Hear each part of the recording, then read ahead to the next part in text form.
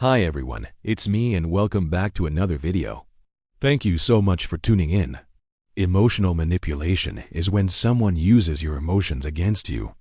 It could be through coercion, threats, or deception. They take advantage of your feelings in order to influence your actions and behaviors.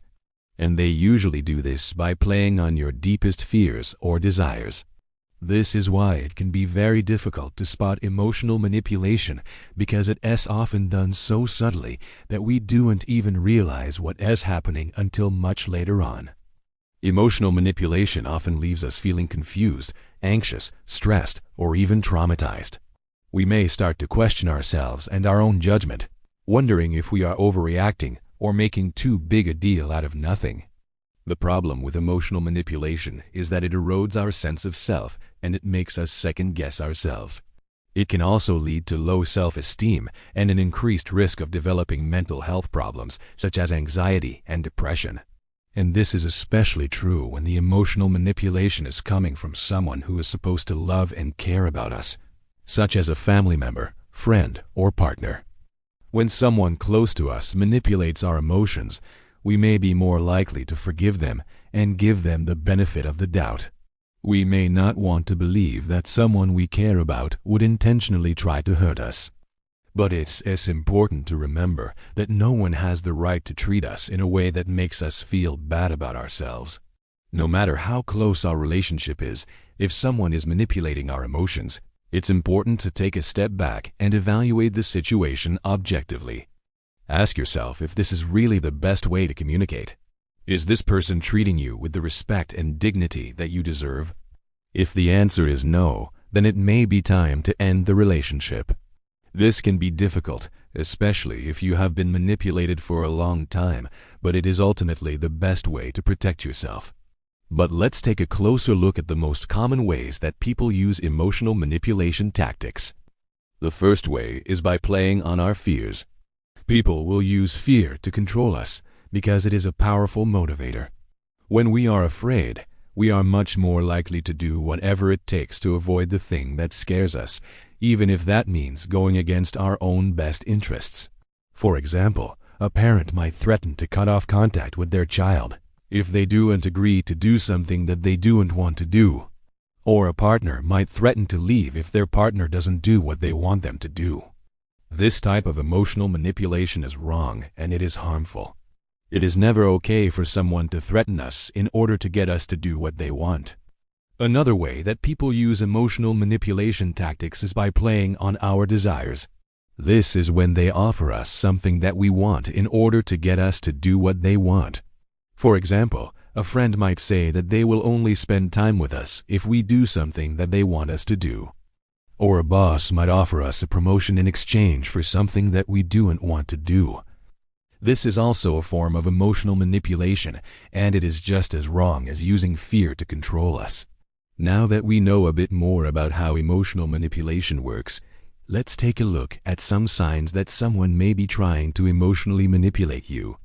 One of the most common signs is that they will often try to make you feel guilty. Let's say you are planning to go out with your friends, but your partner wants you to stay in and do something else instead. You might start to feel guilty for wanting to go out and have fun without them, as if doing so is selfish. They may say things like, "You never want to spend time with me," or "You always choosing your friends over me." When you hear these things, it's important to remember that they are just manipulative tactics. Your partner is trying to make you feel guilty so that you will do what they want you to do. Don't let them succeed. Stand up for yourself and express your needs and wants. Another sign that someone is trying to emotionally manipulate you is when they make you feel like you owe them something. Let's say you do something nice for someone, like helping them with a project or running errands for them. They may try to make you feel like you owe them something by saying things like, "Well, now I owe you one," or "You'll have to help me with this other thing I need done." When someone tries to make you feel like you owe them something, it's important to set boundaries and let them know that you are not obligated to do anything for them. Just because you did something nice for them in the past does not mean that you have to do everything they ask in the future. If someone is trying to emotionally manipulate you, they will also try to make you feel like you are not enough. They may try to make you feel like you are not good enough, smart enough, or beautiful enough. They may try to make you feel like you are not doing enough or that you are not loved enough. When someone tries to make you feel like you are not enough, it's important to remember that it is not true. You are enough just the way you are. Don't let anyone tell you otherwise. Try to focus on all the positive things about yourself and all the great things you have accomplished. Remember that you are loved and valuable, no matter what anyone else says. Someone who is trying to emotionally manipulate you will also often try to make you feel like you are crazy. They may try to make you question your memory, your judgment, and your sanity. They may try to make you feel like you are making a big deal out of nothing or overreacting.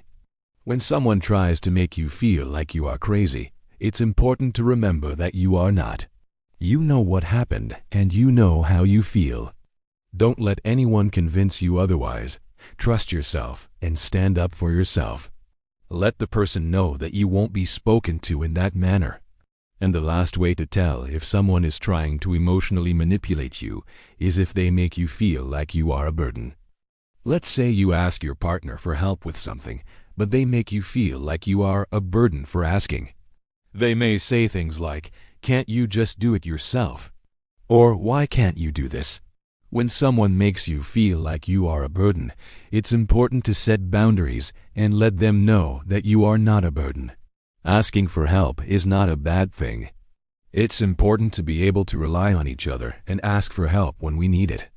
So if you feel that someone is trying to emotionally manipulate you, it's important to be aware of the signs and take action. Set boundaries, stand up for yourself, and don't let anyone push you around. You are not a burden, and you are not crazy. You know what happened, and you know how you feel. Don't let anyone convince you otherwise. Emotional manipulation is a form of abuse, and it is never okay. If you are being emotionally manipulated, please reach out for help. Talk to a trusted friend or family member, or seek professional help. You can also find resources online, and there are hotlines available. You don't have to go through this alone.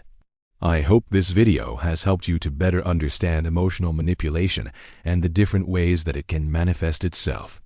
If you enjoyed this video, please show your support. And as always, thanks for watching. I truly appreciate it. And see you next time.